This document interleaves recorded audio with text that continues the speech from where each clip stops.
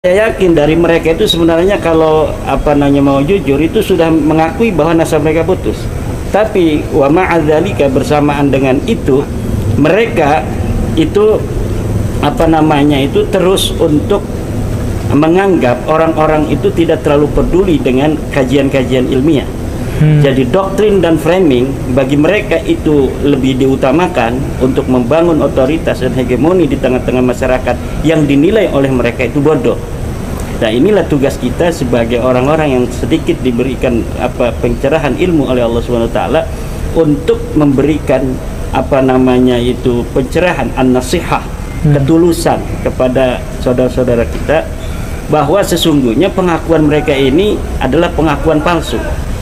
Saya dapat bertanggung jawab di dunia dan di akhirat. Saya ulang-ulangi itu bahwa mereka ini betul palsu, mereka ini betul-betul nabi, dan apa yang mereka sampaikan itu bukan untuk kalian tapi untuk mereka sendiri. Kalau misalnya dikatakan oleh Guru Gembul tadi, bagaimana misalnya orang-orang yang ngurusi nasab orang gitu kan. Ya, apa untungnya buat mereka ngurusi nasab orang? Ya.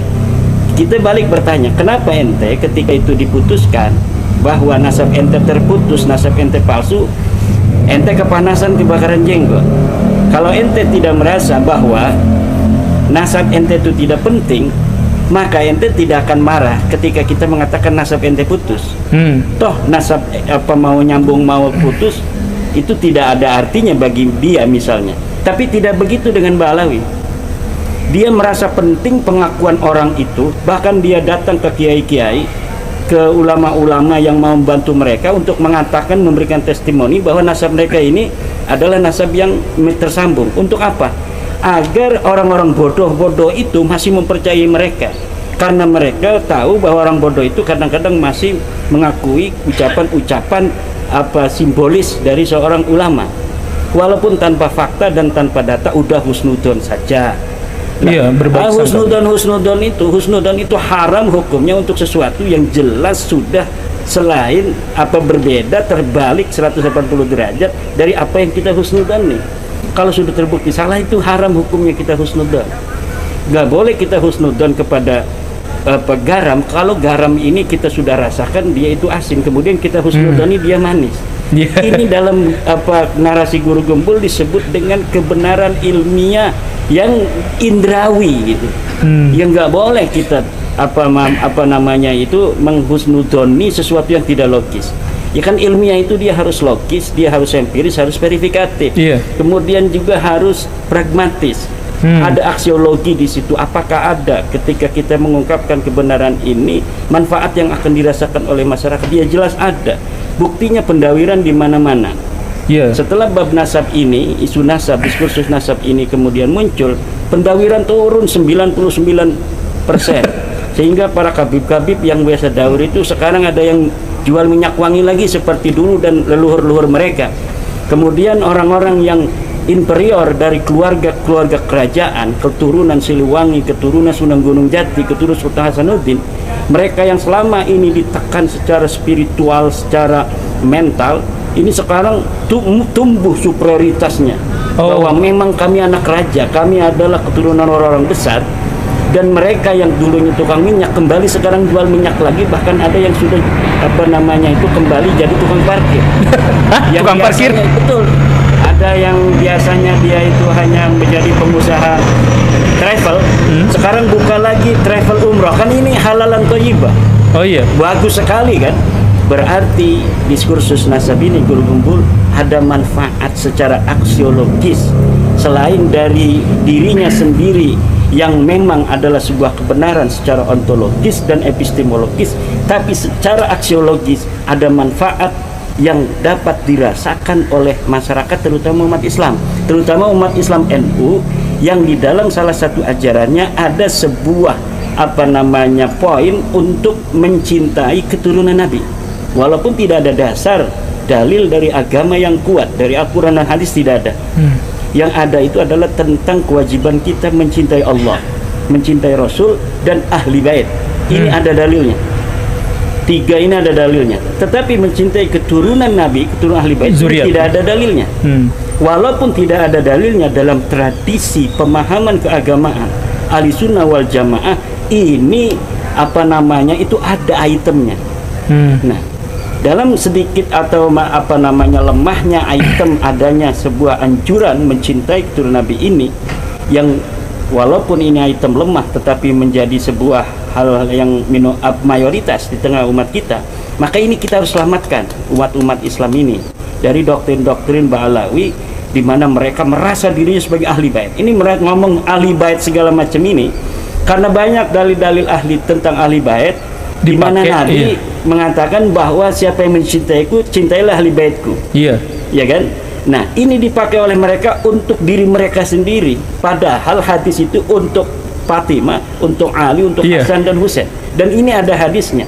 Sahabat bertanya kepada Rasulullah, "Ya Rasulullah, man qarabatukal ladina umirna bimawaddatihim." Ya Rasulullah, siapakah kerabatmu yang kami diperintahkan untuk mencintai mereka?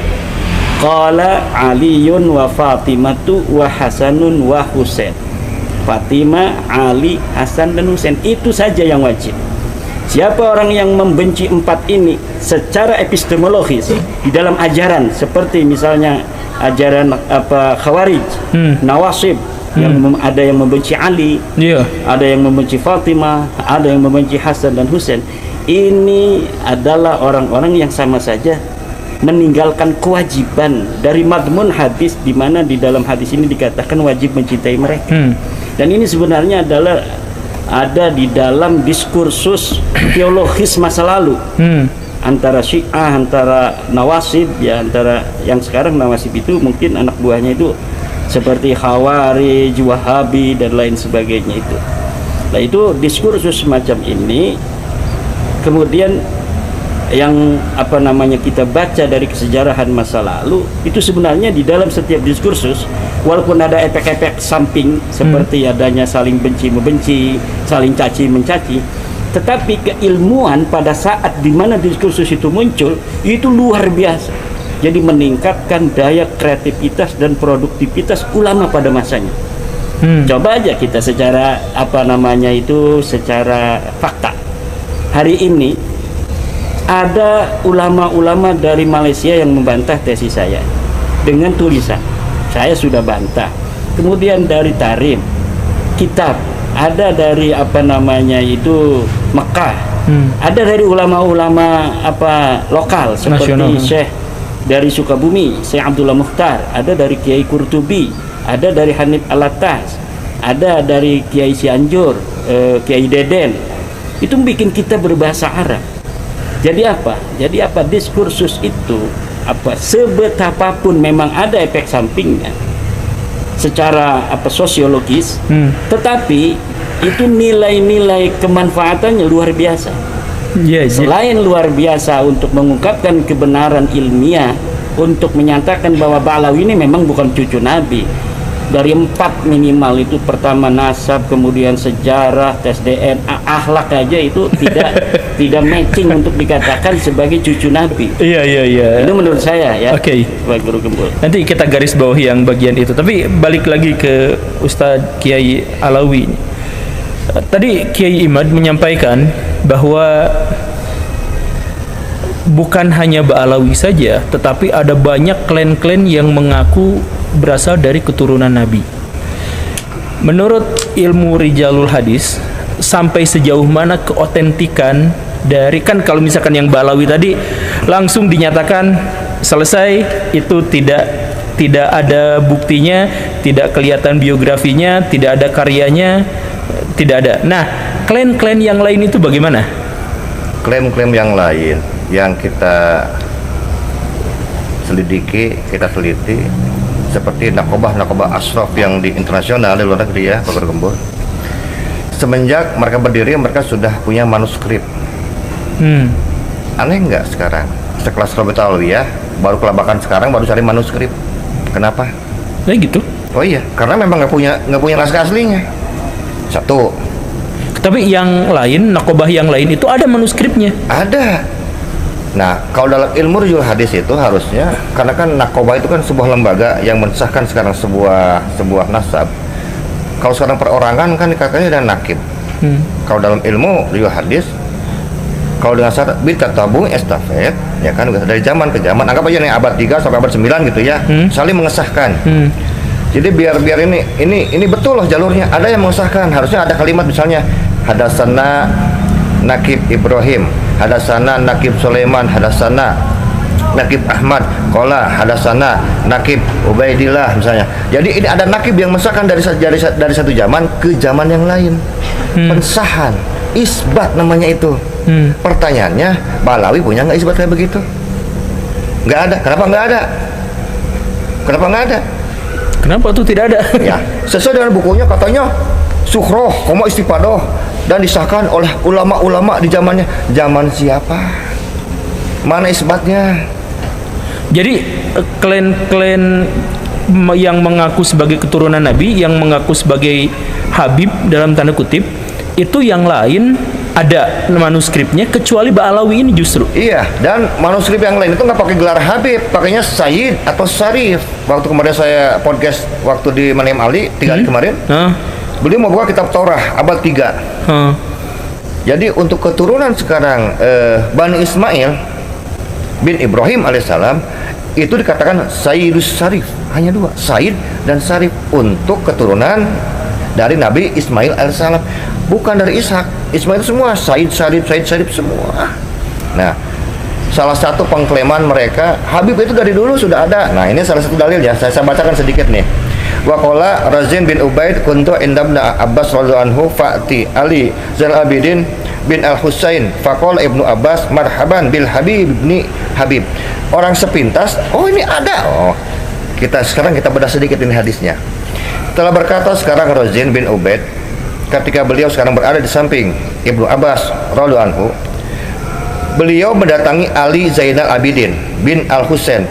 Berkata Ibnu Abbas kepada siapa? Kepada Ali Zainal Abidin. Marhaban bil Habib nih Habib. Selamat datang kekasih dari anak kekasih. Oh ini Habib katanya. Jangan dulu senang. Jangan dulu senang. Bentar, kita bongkar di jalur hadisnya di sini. Pertama, kita bisa rijal. Ibnu Abbas kapan wafatnya?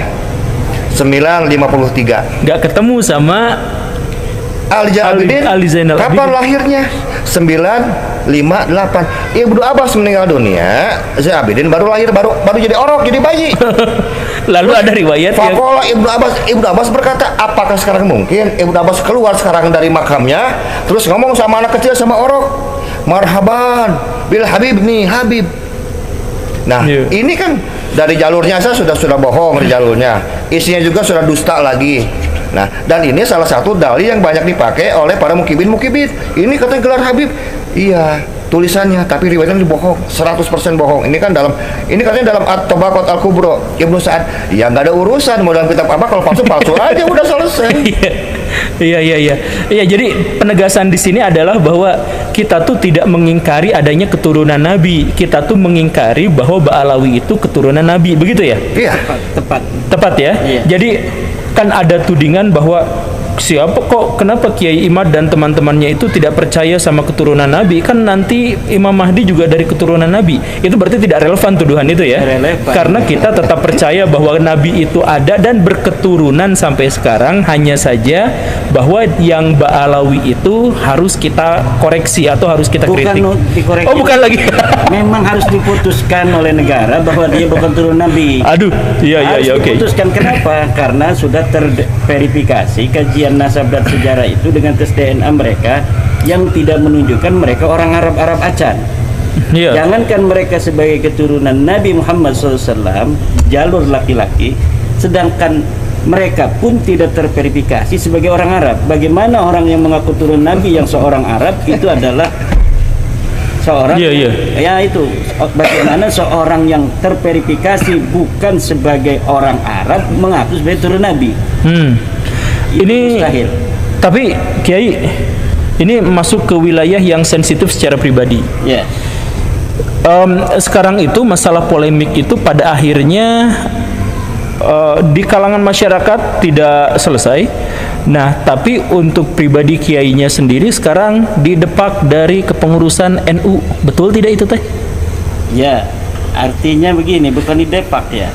Ada reshuffle. Saya ini kan sebagai lembaga itu menteri. Jadi pengurus di PBNU itu sebagai eksekutif yang kapan saja boleh mengganti menteri dan kemudian bisa memasukkannya lagi.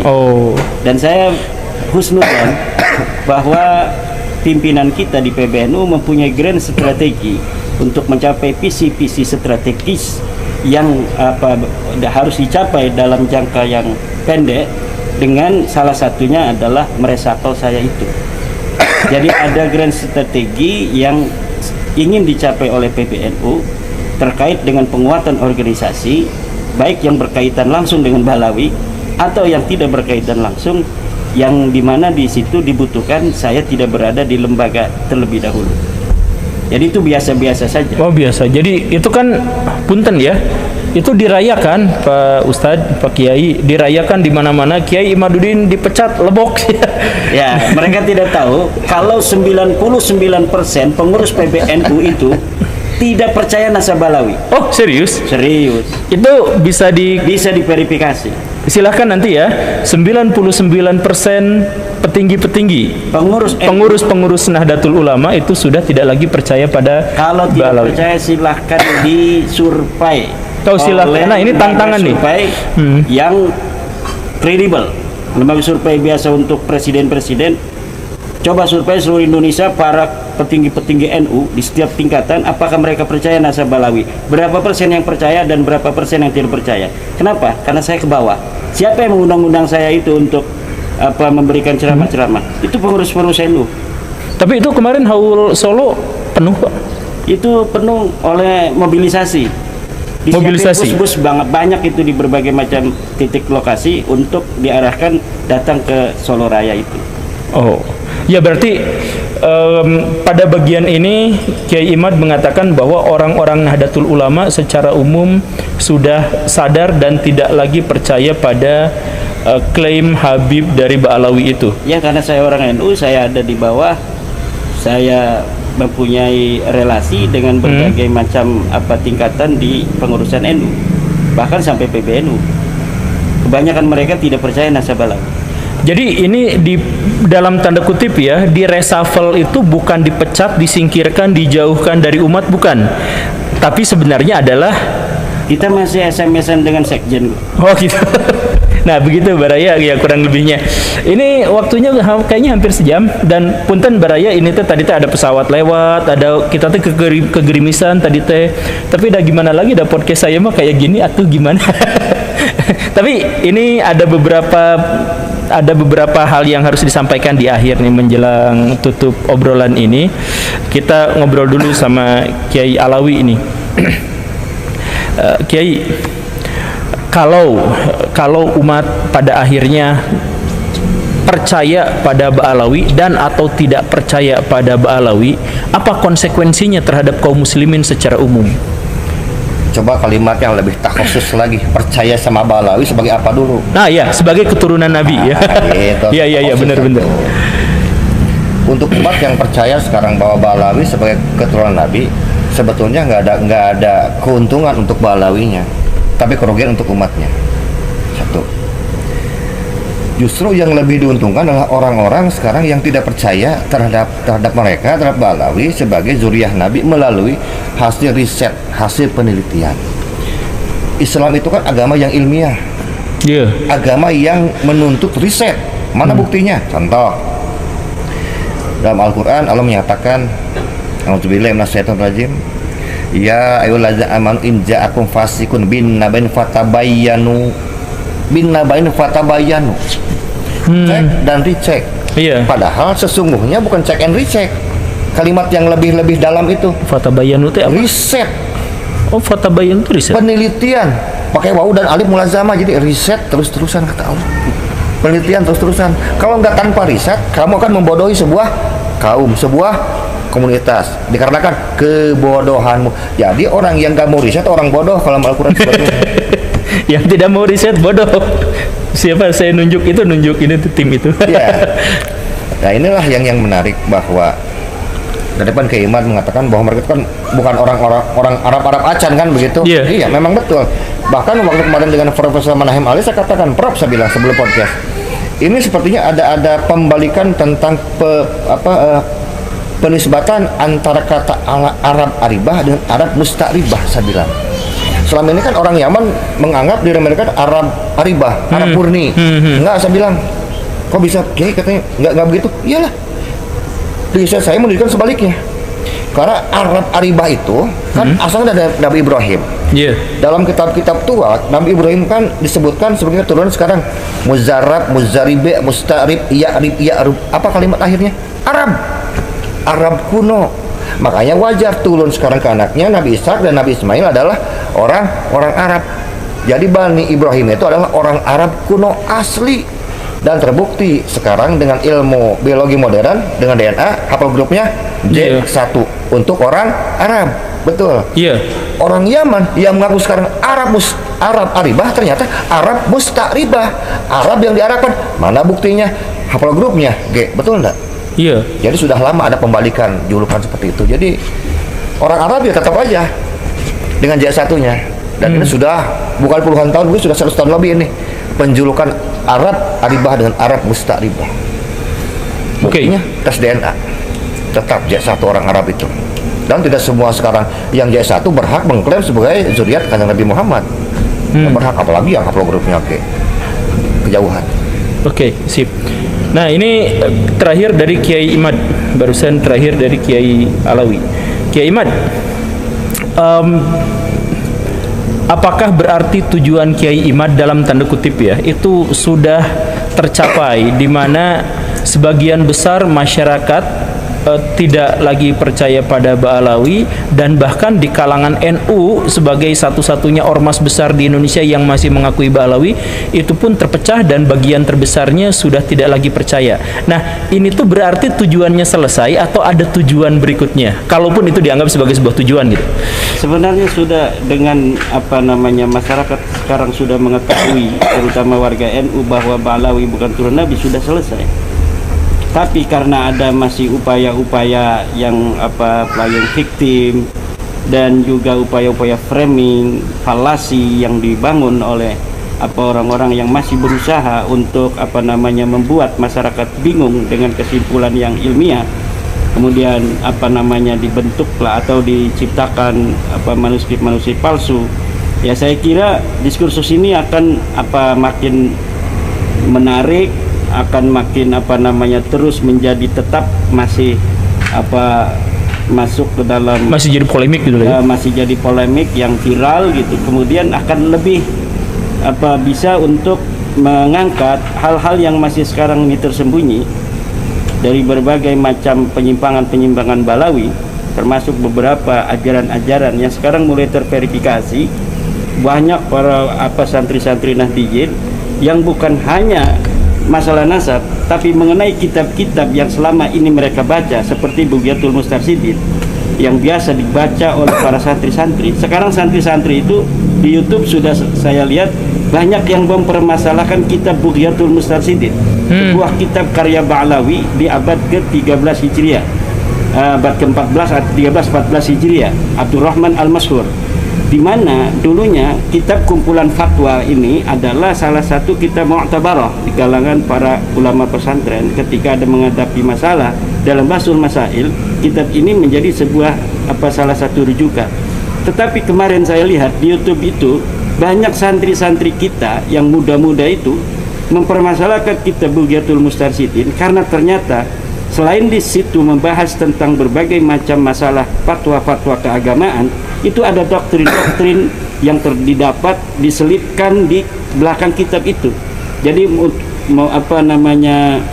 menjelang kitab ini berakhir, beberapa lembar sebelumnya itu banyak doktrin-doktrin tentang keunggulan klan Ba'alawi dan bagaimana kaul-kaul Ba'alawi dari ulama-ulama mereka itu lebih tinggi dari ulama lainnya. Bagaimana dalam bab kafa'ah, bagaimana dalam bab mujaddid, mereka itu mengurut mujaddid ya kebanyakan dimasukkan Ba'alawi. Nah, terus dalam kitab An-Nahrul Mawrud, para kiai-kiai muda kita itu kemudian terungkap dari apa yang mereka baca, bahwa ada ajaran-ajaran yang non syariah, seperti boleh memegang wanita segala macam ada ya? pasar ada. Itu sudah saya lihat itu YouTube-nya di mobil tadi. Ya Allah. Di Kitab Balawi. Di Kitab Balawi namanya An-Nahrul Maurud.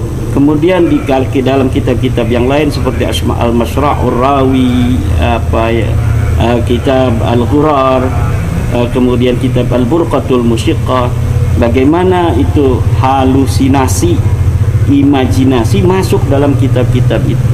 Jadi hal-hal yang bersifat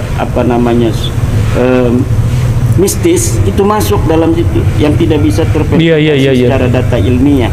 Dan saya kira ini dengan adanya polemik nasab yang sampai saat ini masih terus menjadi perbincangan publik dan menjadi ketertarikan masyarakat untuk kemudian ikut berkontribusi di dalam polemik ini dengan berbagai macam tingkat sesuai dengan kemampuan ilmiahnya. Ada yang dia itu bikin YouTube, ratusan itu orang bikin YouTube tanpa ada koordinasi. Mereka bicara sendiri tentang batalnya nasab Balawi sesuai apa yang mereka pahami.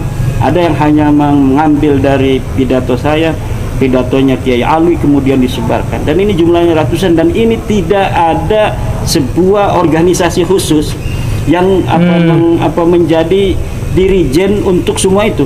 Mereka ini inisiatif aja sendiri semuanya. Sendiri.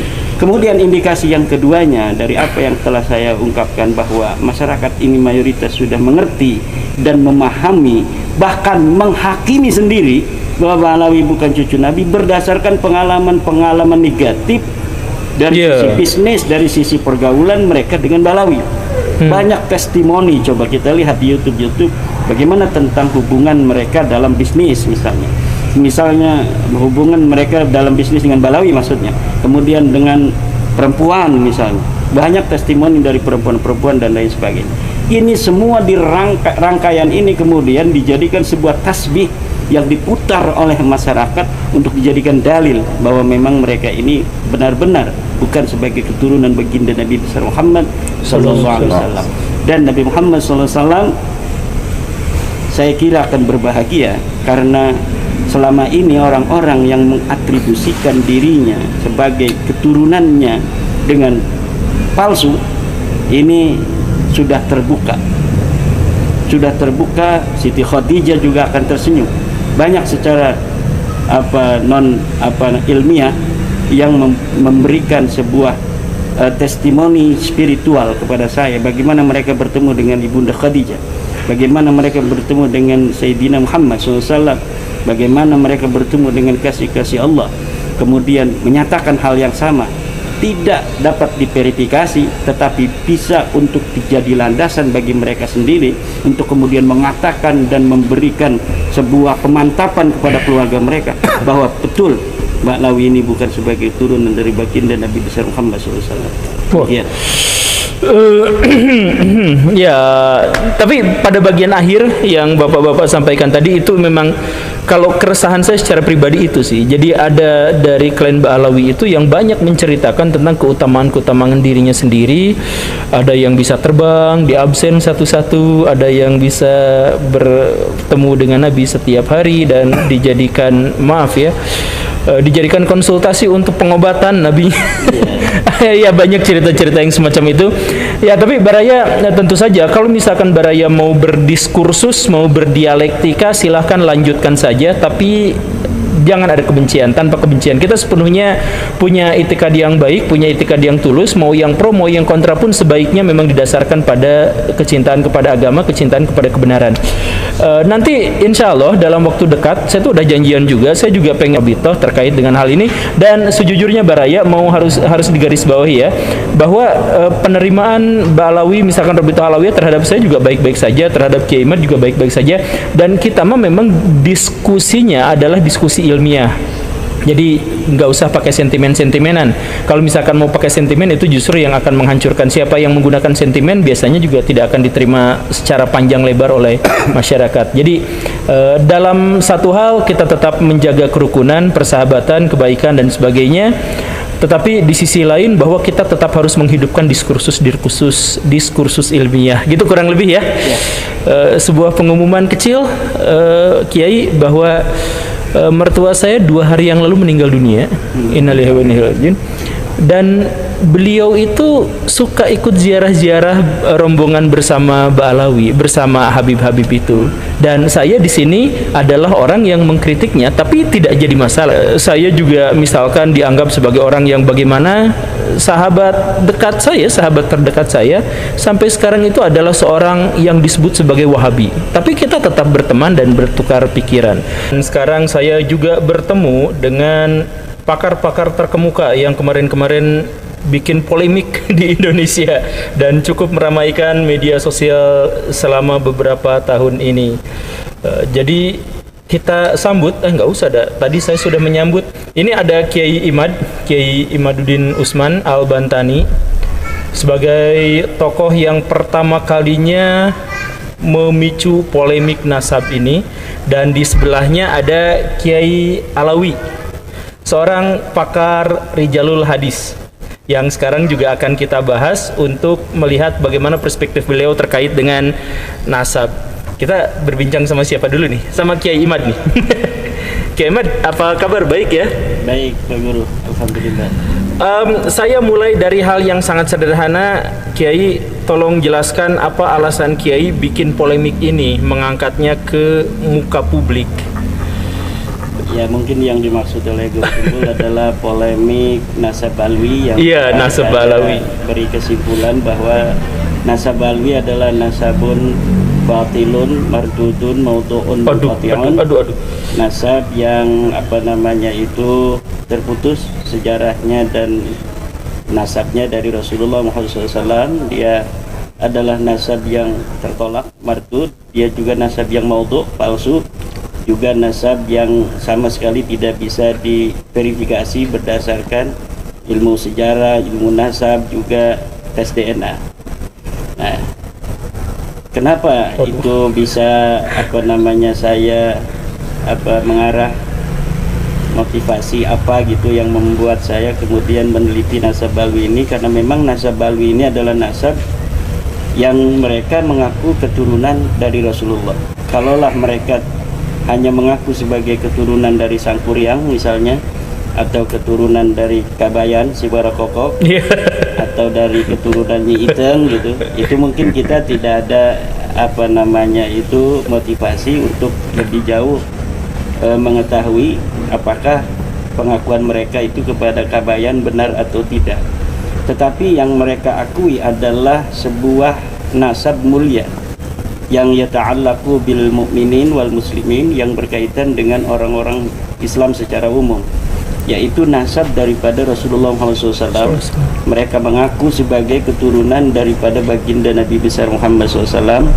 Tentu bagi setiap mukmin mempunyai legal standing untuk mempertanyakan, memverifikasi apakah pengakuan mereka ini betul ataukah tidak. Itu mungkin ini langsung ini teh punten ya, di awal langsung ada bahwa nasabnya itu salah, keliru, batil juga, tidak nyambung dan sebagainya. Ini klaim yang seperti ini kan klaim yang awal Pak Kiai sampaikan, tapi kan selama dalam kurun waktu 1-2-3 tahun belakangan ini juga ada bantahan-bantahan yang menyebutkan bahwa nasab ini diakui dan nasab ini tercatat dan nasab ini sah dalam syariah Islam untuk diakui.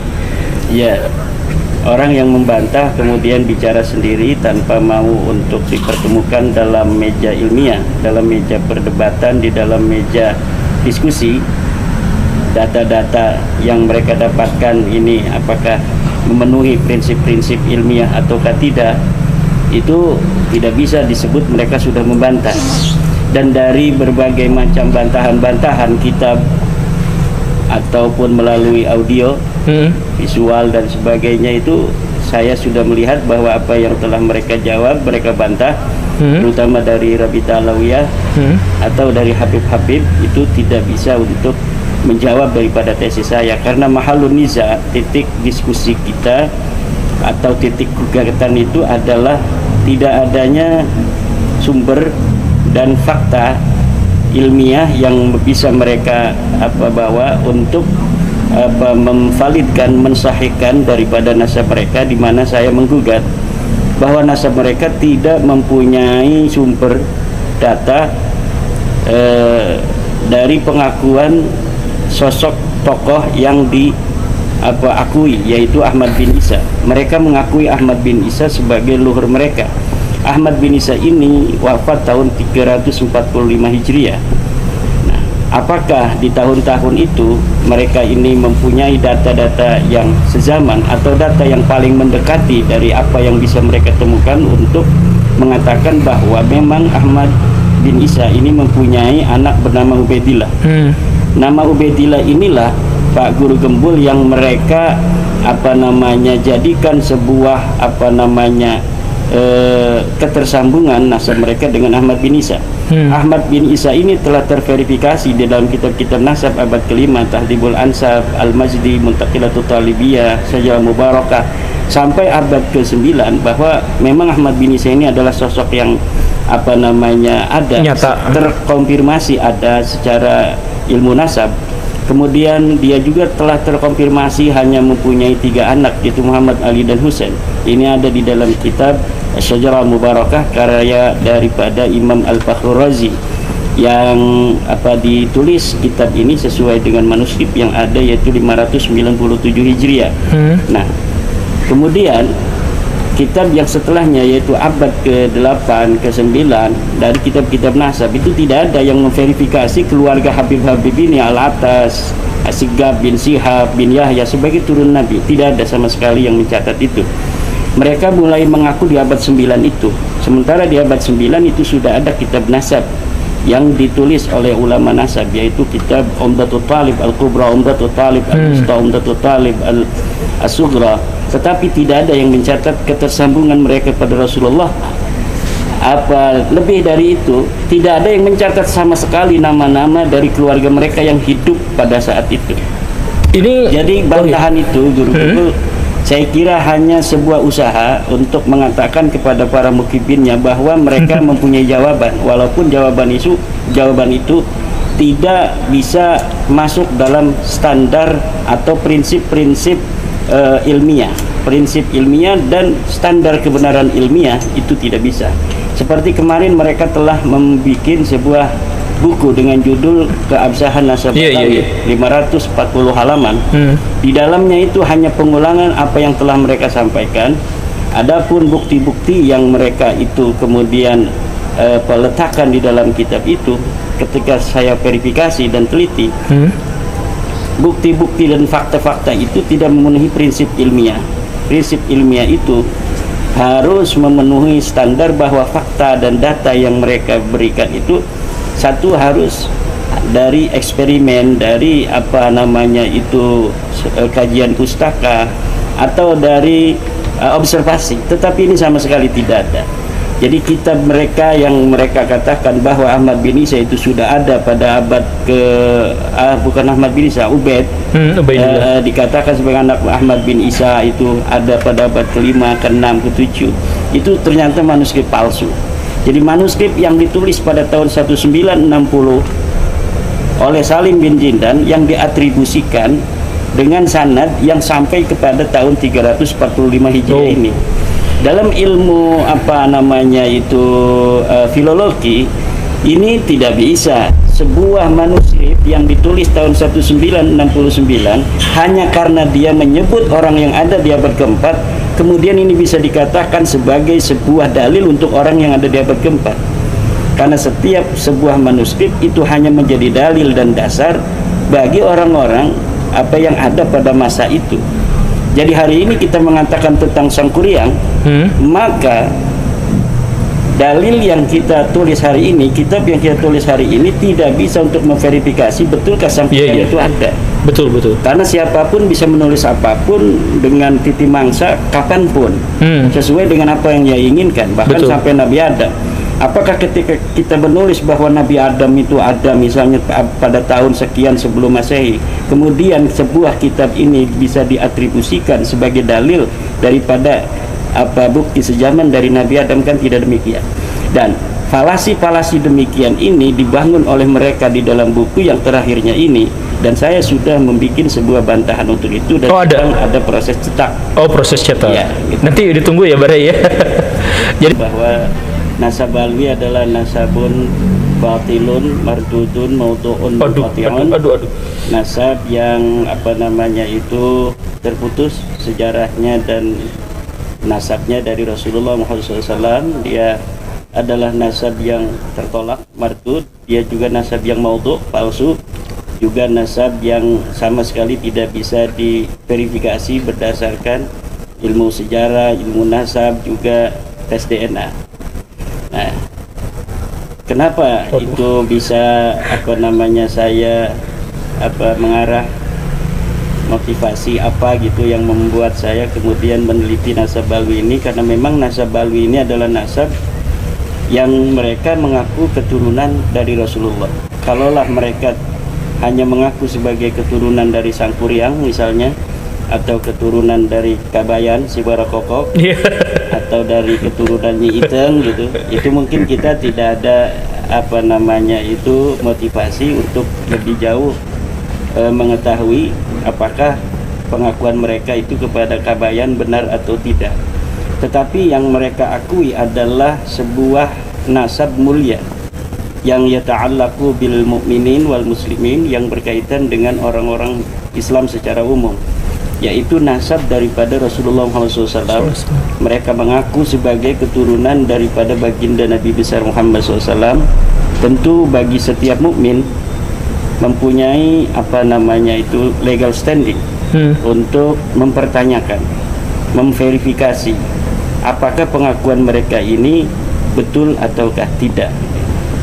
Itu mungkin ini langsung ini teh punten ya, di awal langsung ada bahwa nasabnya itu salah, keliru, batil juga, tidak nyambung dan sebagainya.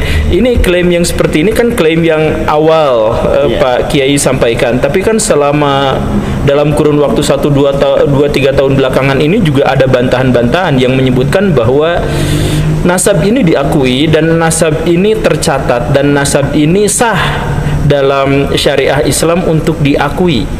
Ya, orang yang membantah kemudian bicara sendiri tanpa mau untuk dipertemukan dalam meja ilmiah, dalam meja perdebatan, di dalam meja diskusi, data-data yang mereka dapatkan ini apakah memenuhi prinsip-prinsip ilmiah ataukah tidak, itu tidak bisa disebut mereka sudah membantah.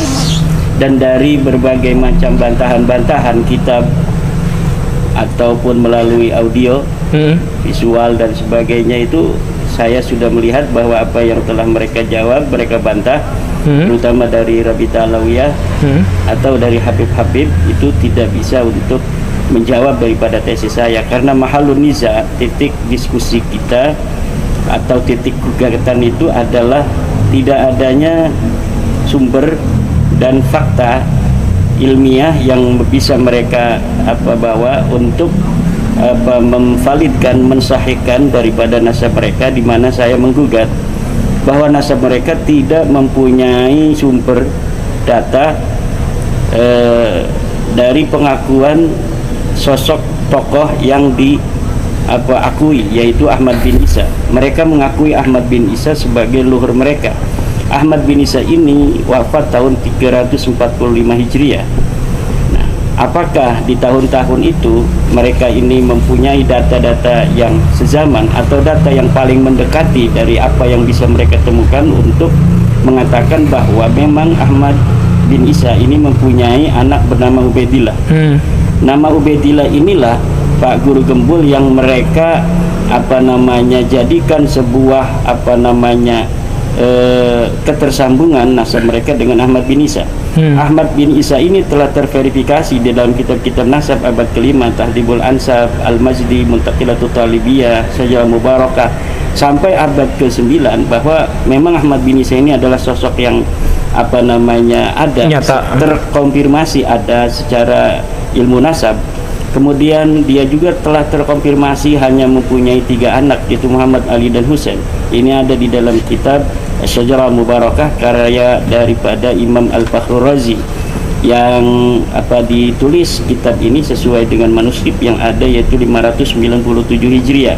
Nah, Kemudian kitab yang setelahnya yaitu abad ke-8, ke-9 dari kitab-kitab nasab itu tidak ada yang memverifikasi keluarga Habib ini Al-Atas, Asigab bin Sihab bin Yahya sebagai turun Nabi. Tidak ada sama sekali yang mencatat itu. Mereka mulai mengaku di abad 9 itu. Sementara di abad 9 itu sudah ada kitab nasab yang ditulis oleh ulama nasab, yaitu kitab Umdatul Talib Al-Kubra, Umdatul Talib Al-Musta, Umdatul Talib Al-Sughra. Tetapi tidak ada yang mencatat ketersambungan mereka pada Rasulullah. Apa lebih dari itu, tidak ada yang mencatat sama sekali nama-nama dari keluarga mereka yang hidup pada saat itu.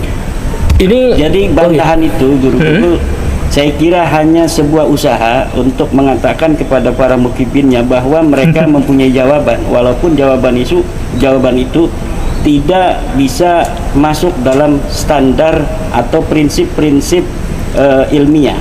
Prinsip ilmiah dan standar kebenaran ilmiah itu tidak bisa.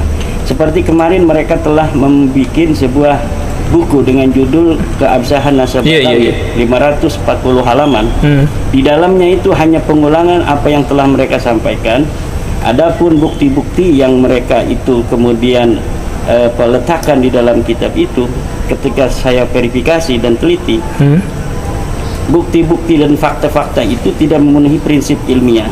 Prinsip ilmiah itu harus memenuhi standar bahwa fakta dan data yang mereka berikan itu satu harus dari eksperimen, dari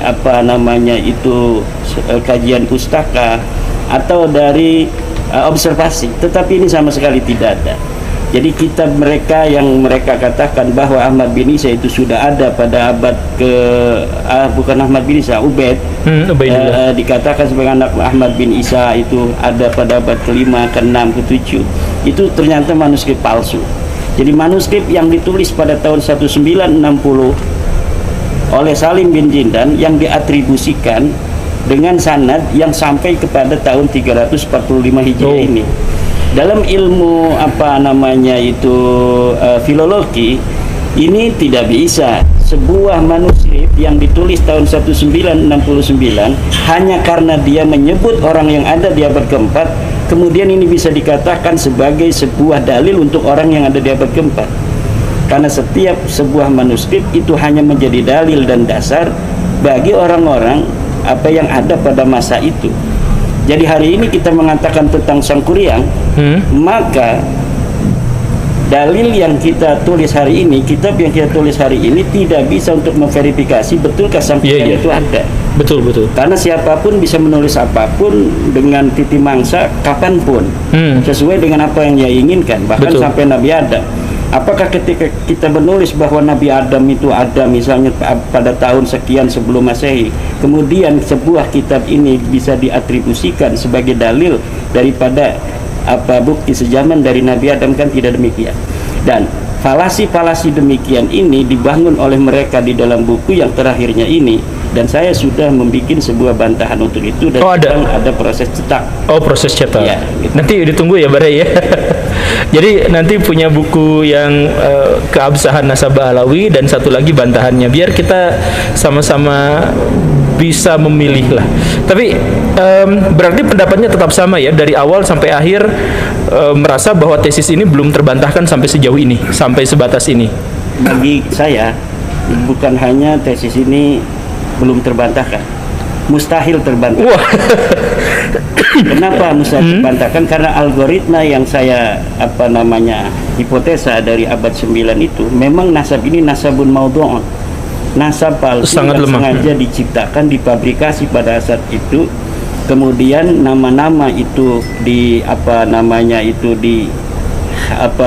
imajinasikan untuk sampai kepada tahun yang mereka inginkan, yaitu tahun 345 Hijriah itu. Jadi proses sinkronisasi, proses pabrikasi itu sudah nampak begitu jelas seperti matahari di siang hari. Sehingga kalaulah ada misalnya sesuatu dalil yang akan mereka berikan dari abad ke-8, ke-7, ke-6, itu akan langsung dibantah. Kita akan mampu melihat kedustaannya. Oh gitu ya.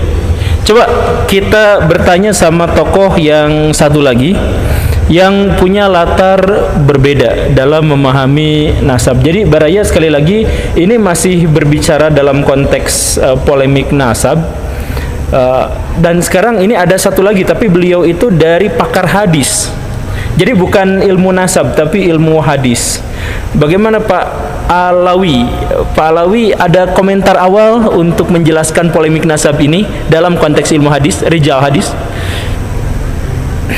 Yang ingin disampaikan yang pertama harus terangkan dulu bahwa ilmu rijal hadis adalah sebuah ilmu yang menceritakan sosok atau seorang yang dianggap membawa berita di masa lalu dan sampai saat dia hidup.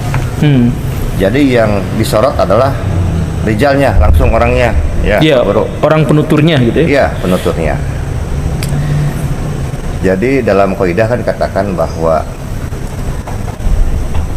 kullu syai'in yahtaju ila ilmin laisa ilmu yahtaju ila syai'in. Segala sesuatu butuh ilmu, bukan ilmu yang butuh sesuatu.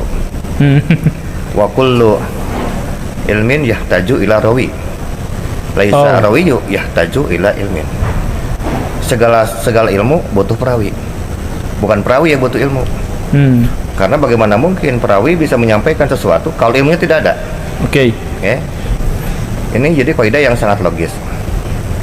Lalu sekarang karena perawi inilah sebuah pembawa berita, dia adalah orang yang membawa berita dari masa lalu sampai masa dia hidup. Dalam kajian ilmu jalur hadis, kita akan tanya orangnya ada nggak? Kalau ada, oke, siapa namanya? Ibu bapaknya siapa? Kalau punya riwayat pendidikan, pernah nyantri di mana? Oh gitu. Gurunya siapa?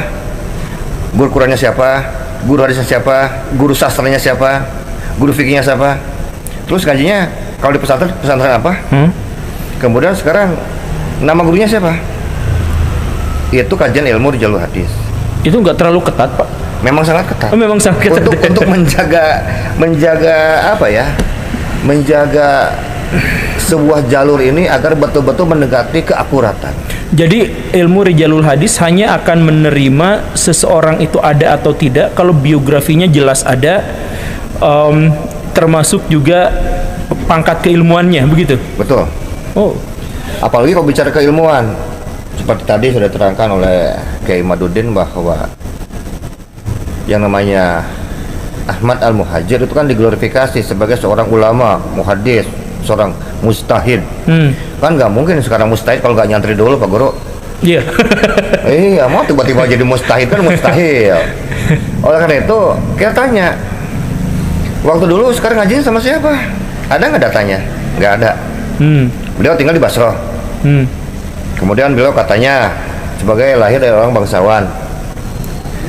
Kemudian dalam bangsawan ini kan sudah terbiasa mereka selalu mencatat yang namanya silsilah kebangsawanan mereka.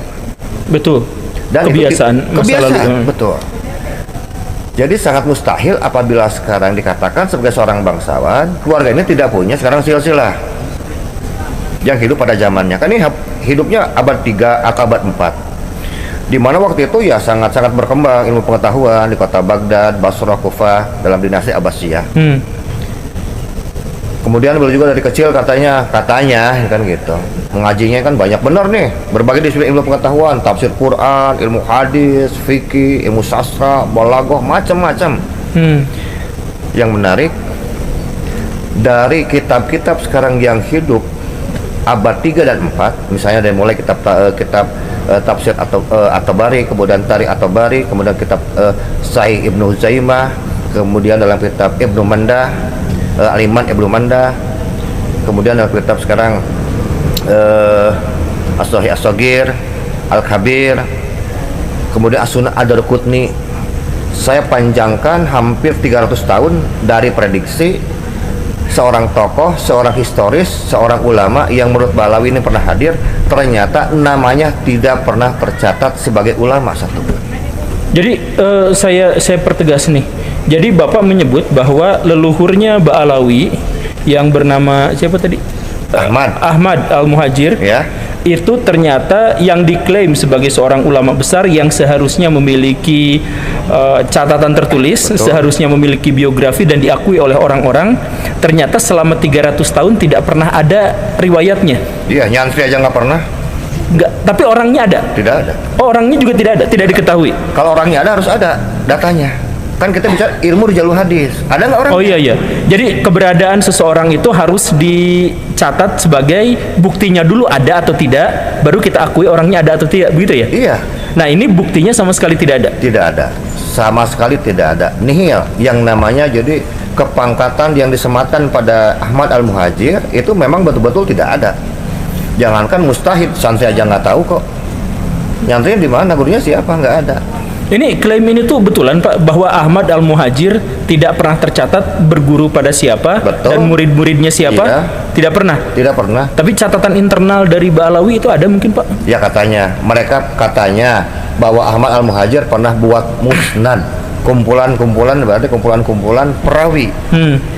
Musnad dia. Iya, namanya kumpulan-kumpulan perawi yang disatukan dalam sebuah kitab. Namanya musnad, isnad, sanad. Kalau sanad kan berarti mata rantai berhubungan dengan perawi. Kita tanya, perawinya mana? Kitabnya mana kalau begitu? Ada nggak? Nggak ada lagi. Coba nanti kitabnya mana, nanti dicek. Oh iya, silahkan. Saya juga nanti insya Allah. Nggak bakalan ada itu, Pak. Oh gitu, yakin? Nggak bakalan ada. Oh yakin lah tuh. Yakin. Kita sudah periksa itu dari 11.400 jalur periwayatan dari 50 kitab. Insya Allah. Itu betul-betul tidak.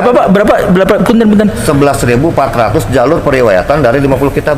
Itu tidak ada satupun. Tidak ada. Bahkan saya tutup riset saya saking penasaran. Tutup dengan kitab Ad-Durrul Mansur Imam Jalaluddin As-Suyuti. Karena dalam madzhab Syafi'i beliau ini kan bermuaranya semua sanad hadis, semua riwayat di sana bermuaranya. Jadi kalau Imam Jalaluddin As-Suyuti kan beliau itu kalau meriwayatkan menggunakan kalimat wa kharaja, misalnya wa kharaja Bukhari fi sahihi, wa Muslim fi sahihi, wa Abu Daud fi sahihi, an Ibnu Umar, an Nabi Muhammad sallallahu alaihi wasallam faqala. Jadi nama orangnya, ulamanya, dan kitabnya disebut. Kemudian siapa perawi yang membawa hadis tersebut itu selalu dibawa. Bahkan Imam Jalaluddin As-Suyuti itu selalu meriwayatkan dari mulai abad 1 Imam Abu Hanifah, Imam Malik, Imam Syafi'i, terus sampai para ulama yang hidup di zamannya. Andaikan betul Ahmad Al-Muhajir dengan gelar yang begitu luar biasa, Imam Mustahid, kenapa tidak diriwayatkan satupun riwayatnya? Kenapa jawabannya? Ya karena memang tidak ada orangnya. Selesai. Tapi kalau menurut Kiai Imad dulu tuh Ahmad Al-Muhajir itu ada loh, yang tidak ada itu Ubaidillah. Kalau menurut Kiai Imad betul ya? Iya begini jadi yang dapat saya temukan dari Ahmad bin Isa ya, itu juga tidak kitab sezaman. Memang ada ulama-ulama dari sisi ilmu nasab pun menolak nama Ahmad bin Isa ini. Karena apa? Karena kemunculan namanya baru pada abad ke-5 432 Hijriah di dalam kitab Tahdhibul Ansab disebut dia sebagai anaknya Isa Al-Arad. Di dalam kitab abad ke-4 itu kitab Sirri Silsilatil Alawiyah itu belum disebut nama Ahmad bin Isa. Dari situlah ada beberapa ulama nasab yang tidak menerima bahwa Isa juga punya anak namanya Ahmad. Tetapi kita menggunakan kaidah ilmu sejarah argumentium excellentio itu bahwa kitab yang kita bisa temukan yang paling dekat masanya itu kita pegang terlebih dahulu sebelum adanya dalil yang membantahnya. Ketika kita menemukan kitab Tahdhibul Ansab yang menyatakan bahwa Ahmad bin Isa ini betul anaknya Isa, maka kita pegang itu, kemudian diverifikasi oleh kitab-kitab lain seperti di dalam kitab Al-Majdi masih abad ke-5. Kemudian kitab Muntaqilatul Talibiyah juga masih abad ke-5 menyebutkan sama bahwa Isa ini mempunyai anak bernama Ahmad. Nah, disitulah saya berbeda dengan Kiai Alawi yang begitu ketat bahwa ketika seseorang itu tidak ada di dalam periwayatan hadis karena dia disebut diatribusikan, diasosiasikan di dalam kitab-kitab sejarah Ba'alawi sebagai muhaddis, dia sebagai mujtahid, dia sebagai imam. Nah, itu semua palsu semua. Itu saya setuju di situ. Bahwa apa yang diasosiasikan oleh historiografi Ba'alawi pada abad ke-9 tentang Ahmad bin Isa ini itu adalah kepalsuan, ya. Tetapi mengenai bahwa dia ini adalah terverifikasi ada walaupun bukan oleh kitab sezaman, itu saya bisa menemukannya. Oke. Dari mulai abad kelima itu ada riwayat-riwayat itu. Tetapi saya setuju bahwa dia tidak pernah meriwayatkan hadis Nabi. Oh, Tidak pernah meriwayatkan hadis Nabi. Kemudian ada karya tulisnya? tidak ada karya tulis. Oh, tidak ada karya Tidak ada karya tulis, tetapi dia mempunyai sebuah sebuah peran lah di dalam kehidupannya, itu pernah meriwayatkan tentang hadis Imam Syiah. Jadi bukan hadis Nabi, tentang cerita Syiah itu dia diriwayatkan. Jadi di dalam tradisi Syiah itu orang-orang yang pernah bertemu dengan imam-imam itu, Iya, kemudian pun disebut sebagai perawi. betul. Ahmad bin Isa ini adalah salah satu perawi dari Syiah, Oh. bukan tentang hadis, tetapi tentang dia pernah bertemu dengan seorang imam Syiah yang ke-10 dan calonnya yang ke-11. Nah, dari situ saya bisa untuk ngambil kesimpulan, Ahmad bin Isa ini ada, tetapi dia tidak punya peran-peran strategis di dalam epistemologi Islam, terutama hadis. Tetapi juga dia tidak berumur panjang. Jadi dia udah punya anak beberapa, masih kecil, kemudian dia meninggal dunia. Oke. Itulah yang menjadi sebab bagaimana sulitnya kita untuk mencari ketokohan Ahmad bin Isa dalam fakta-fakta historis yang kita bisa lihat di dalam kitab-kitab sejarah masa lalu. Kenapa dalam hal ini Bapak ikut bersuara untuk membahas nasab? Yang pertama perlu direvisi. Saya itu bukan pakar hadis, Oh, bukan. pengkaji rijalul hadis. Oke, pengkaji rijalul hadis. Kita luruskan dulu sedikit. Yang kedua, kenapa sekarang saya berkontribusi di dalam polemik nasab ini? Karena yang saya lihat dan saya alami dalam masyarakat, bahwa masalah ini bukan hanya masalah nasab bin atau binti anu, enggak. Ini sudah menjurus mengarah kepada pengkastaan di masyarakat. Oke. Ada orang yang merasa superior dari orang lain. ya, karena dia sekarang merasa mempunyai darah kanjeng Nabi Muhammad SAW. Ternyata kalau dikaji lagi, ternyata darahnya dari Nabi Hud, kan begitu, nggak nyambung sebetulnya. Ya, kita punya datanya gitu.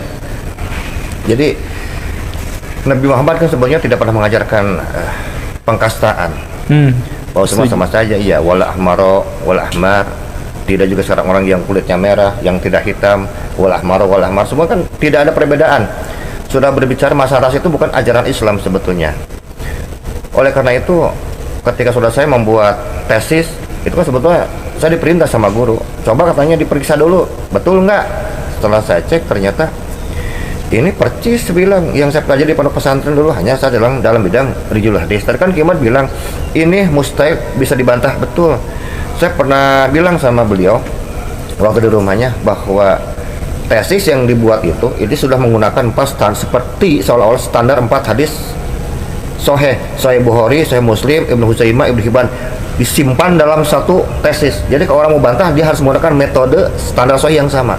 Nggak bisa menggunakan standar sahih, sunan, mujam, musnad, itu nggak beda, itu beda level, harus dengan metode yang sama. Jadi kalau misalnya Kimat sekarang mengatakan mustahil, bukan berlebihan, memang begitu, harus jawab dengan metode yang sama. Tuh. Ini yang membuat saya lebih bersemangat, lebih termotivasi lagi untuk membuktikan dalam kajian saya bahwa Ahmad bin Isa ini yang jelas ya bukan seorang ulama. Jadi terlalu diglorifikasi gitu. Karena riwayatnya Andri aja nggak pernah. Tapi kalau kita mau cek and recheck, kita bisa mendapatkan semua riwayat. Misalnya kalau misalnya dalam mazhab Imam Ahlussunnah, Imam Abu Hanifah, Imam Malik, Imam Syafi'i, Imam Ahmad bin Hanbal, dan imam-imam sebelumnya, sebab itu lahirnya sekarang di mana kita tahu. Iya. Pendidikannya seperti apa? Tahu. Hafal Qur'annya umur 6, 7, 8 tahun kita tahu. Iya. Itulah yang disebut dengan dalam kaidah itu kan begini. Kullu tarihin yahtaju ila rawi mal akhbaril lati yahmiluha bi tatabu'i. Setiap sejarah itu membutuhkan perawi bersama dengan berita yang dibawanya bitatabu, secara estafet. Nah, iya, estafet, nggak boleh putus, nggak boleh munqati'un, tidak boleh putus. Kan yang kita tahu katanya abad 3 sama 4 lahir nih 2 orang antara Ahmad Al-Muhajir dengan anaknya Ubaidah bin Ahmad, jangan begitu, abad 3 abad 4. Kan kalau kajian Keimat kan semuanya sampai abad 9 awal kan semuanya sama. Ada 3 Muhammad, Ali, Husain. 3 semua 3. Tiba-tiba muncul 985 Ali Sakron muncul. Sekarang anaknya 4. Pertanyaan saya dalam riwayat hadis ini Ali As-Sakron merujuk kepada kitab mana? Kok anaknya 4? Ada nggak? Nggak ada. Berarti bohong lagi. Itu nggak ada tuh yakin nggak ada? Oh iya, kalau ada tunjukin dong. Oh gitu. Oh iya. Nah tapi ini berarti Pak Kiai barusan itu menegaskan bahwa masalah polemik nasab itu beliau ikutan adalah karena untuk dalam tanda kutip menjaga akidah dan syariah Islam, bahwa dalam syariah Islam itu egaliter, semuanya sama dan tidak ada hierarki yang didasarkan pada keturunan, begitu. Iya. Jadi Bapak tuh tujuannya ngikut polemik nasab itu penegasannya di situ. Menekankan bahwa tidak ada rasisme dalam Islam. Tidak ada rasisme semua dalam sama. Islam. Karena yang dibedakan hanyalah ketakwaan. Itu saja sebetulnya. Jadi Pak punten ini mah. Iya, dia punten. seandainya keturunan Nabi itu ada, maka tetap aja kita boleh kritik, boleh koreksi, dan beliau tidak memiliki keistimewaan khusus dalam agama gitu. Dalam agama mereka tidak memiliki istimewa apapun kecuali dianggap ada kelebihan sedikit lah. Contoh lah seperti kita menghargai sekarang anaknya camat, anak bupati. Oh gitu. Iya. Itu aja sebetulnya. Tapi kalau dalam konteks ibadah ya enggak, sama aja. Dan belum tentu juga sekarang orang turunan Nabi itu lebih khusyuk dari sekarang yang bukan non Nabi, enggak, belum tentu juga. Bahwa ada dalil, misalkan mereka biasanya mengemukakan kalau kita tidak percaya kepada mereka, maka kita tuh tidak dapat syafaat dari mereka gitu. Oh iya, kita bukan nggak butuh syafaat dari mereka, jawabannya gampang. Jadi nggak apa-apa ya. Iya. Kiai Imad ini kayaknya pengen ngomong dari tadi. Tapi Kiai Imad ada yang mau ditambahkan? Ya, itu mengenai dari motivasi dari Kiai Alawi tadi itu sebenarnya begini. Jadi nasab atau keturunan Kanjeng Nabi itu mempunyai sebuah kekhususan. Dia itu laikun li ayyuk tadabih, mempunyai kelayakan untuk dijadikan suri tauladan.